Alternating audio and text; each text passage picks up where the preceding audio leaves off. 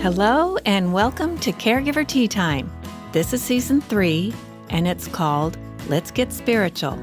Today I'm going to share with you about my spiritual mentors, people who sit next to me when I need a friend, someone to hold my hand, someone to pray with me, someone who has shared from their heart and shown me how much they care, and people who have inspired me with their writings. A few of them I've seen in person when I was fortunate to hear them speak. There's just something about the way they articulate aspects of life and spirituality. It feels as though a light is turned on. I'll leave links to their books on my Caregiver Tea Time website so you can learn more if you're interested. I do want to emphasize that spiritual messages and beliefs are so very personal. Discernment is the first step. As you listen to my podcast, especially this season on spirituality, I hope you will ask yourself, is this message for me? Is this message for this time? If not, just let it go. Okay, I have some special people to tell you about, so let's get started.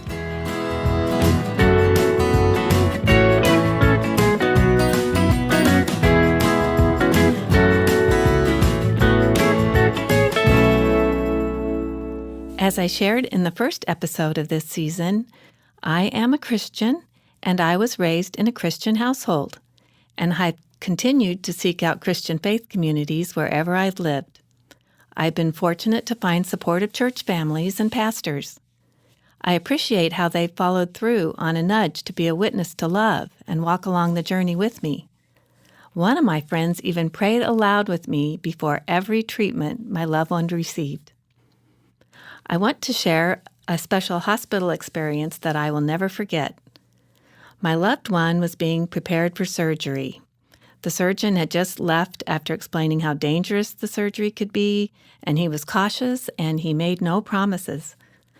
I wondered if it would be better not to do the surgery at all and just face the progression of the disease, and I couldn't even make sense of it. Either way, it felt like a long and difficult road, and all I did was cry. Right then, I heard a knock at the door. My pastor Mario was there, and I told him of our dilemma. He had brought his Bible and said he wanted to read a passage to me. It told the story of a paralyzed man who was carried on a mat by his friends to see Jesus. They heard that Jesus was teaching nearby and hoped that their friend could be healed and able to walk again. When they got there, it was very crowded, so they cut a hole in the roof of the house to lower their friend down into the room where Jesus stood. Then my pastor said to me, "Let us do that for you.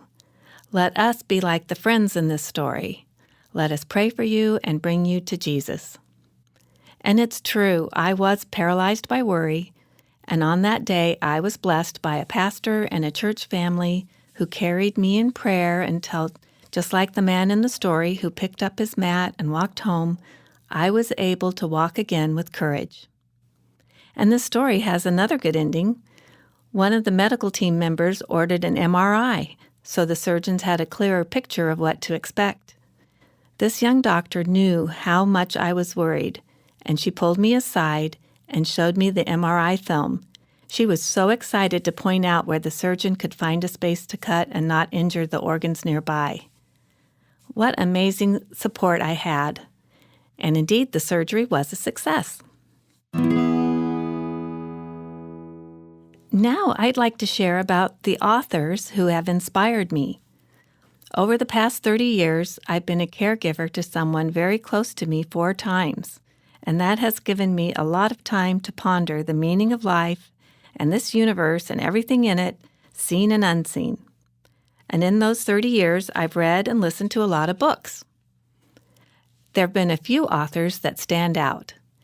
There's something about the way the words came across to me that just made sense, or they offered specific things I could do to make my life more fulfilling and abundant when I faced difficult challenges and felt alone.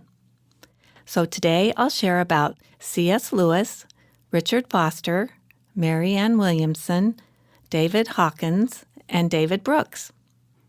I'll introduce you to each one, and then I hope you'll discover more on your own. I want to start with C.S. Lewis. He is at the top of my list. He was a British writer and a literary scholar. He's best known as the author of The Chronicles of Narnia, a children's fantasy series. The idea for that series developed when during World War II, children were evacuated from London to the countryside, and 4 children came to live with Lewis at his country estate. People in the city were confined to shelters, and they huddled in their homes, and they faced life and death every day. He was asked by the BBC to give broadcast talks over the radio about faith. The first 5 of these talks were so successful, people wrote in begging for more. These speeches were later compiled into the books Mere Christianity and The 4 Loves, where here's one of his quotes. "We want to know whether the universe simply happens to be what it is for no reason, or whether there is a power behind it that makes it what it is. No mere observation of the facts can find the power.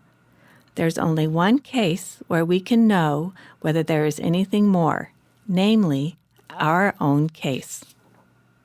I suppose you could say that what I'm doing in this podcast is sharing my own case with you. The next mentor's book, Celebration of Discipline, gave me direction for spiritual growth. His name is Richard Foster. He's a Christian theologian in the Quaker tradition. He founded Renovari, a nonprofit organization that provides resources for a life with God. For me, even though I know what I want to be doing, I still do things that get in my way. Richard Foster shares how spiritual disciplines can open the door to God and lead us to where we really want to be. My third mentor is Maryanne Williamson. When my son was in the hospital getting his transplant, there was a yoga session offered in the family lounge, and I was the only one who showed up, and it was wonderful. The instructor and I were talking, and she asked if I'd ever heard of Maryanne Williamson, who gives weekly lectures at a church in New York City. I had not heard of her then, but I was led to attend her lecture that night. I was surprised and impressed, and I felt grateful for what she shared. Her insights are based on A Course in Miracles, a unique spiritual self-study program designed to awaken us to the truth of our oneness with God and love. She shares her story in her books A Return to Love and From Tears to Triumph. The fourth is David Hawkins. He has an incredible story as an atheist facing death. As the final moment approached, a thought flashed into his mind. But what if there is a God? So he called out in prayer, "If there is a God, I ask him to help me now." When he awoke, he was alive and transformed and has told his story in several of his books. He does have a lot of books, but a good place to start is with Transcending the Levels of Consciousness. What makes David Hawkins unique is that he's a medical doctor who practiced psychiatry, and he's also a research scientist, so he's able to explain spiritual things in concrete and scientific ways. The last writer and speaker I want to mention is David Brooks, author of How to Know a Person. He is a New York Times opinion columnist who writes about politics, culture, and what's going on in the world. I first watched him on PBS during the presidential debates, giving his opinion from a conservative point of view. I admire his story and his honesty in telling it. And when I don't know what to think about what's going on in this crazy world, I feel encouraged by his opinions. I think his book, How to Know a Person, is his best and has an important message about reaching out and listening and sharing our stories. I have one more person to tell you about. Nancy is my most recently found spiritual mentor. We met while enjoying live jazz music. Her spiritual background is with metaphysical psychiatry. One day I asked her if she was able to talk about spiritual things with her children. She thought for a moment and said, not really, but then she remembered one day that Pagel came up in conversation with her daughter. Pagel, spelled P-A-G-L, is an acronym for peace, assurance, gratitude, and love. I thought that sounded pretty cool, and I asked Nancy to explain it to me. She said it's a way to existentially validate an idea or decision a person is contemplating. It's what happens when we ask for clarity. Would this outcome bring a sense of peace, assurance, gratitude, and love? A Pagel answer will be a solution that allows good to unfold for all. She said there's a learning curve to it, and I imagine so. As for me, and I'm sure a lot of you, a Pagel answer isn't always obvious right away, and we have to wait. But when it does come, you know it's Pagel. And there still are times when I feel alone and there's no one to see my tears or smile back at me when there's a celebration. In this season of Caregiver Tea Time, I'm sharing with you what I try to do in those alone times, and that is get spiritual. I believe we are never alone, and I feel grateful that the mentors I shared about today support that belief with their own stories. So my special message is this. When someone you know comes to mind, please don't be shy to reach out.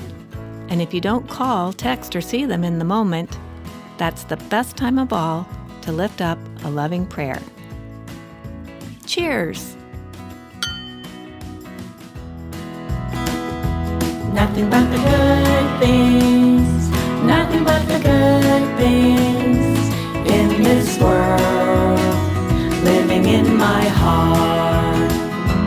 Nothing but the good things, nothing but the good things in this world, living in my heart. Living in my heart. Living in my heart. Caregiver Tea Time was recorded at the Coop Studio, Irvington, New York. Engineered by Sammy Wags and produced by Bianca Grooves.